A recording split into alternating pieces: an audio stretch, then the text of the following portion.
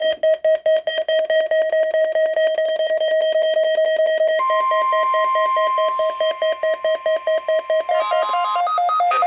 Weather Service in San Diego has issued a required weekly test for the following areas in extreme southwestern California: Orange County, Riverside County, San Bernardino County, San Diego County, and the coastal waters from San Mateo Point to the Mexican border and out 60 nautical miles, including San Clemente Island.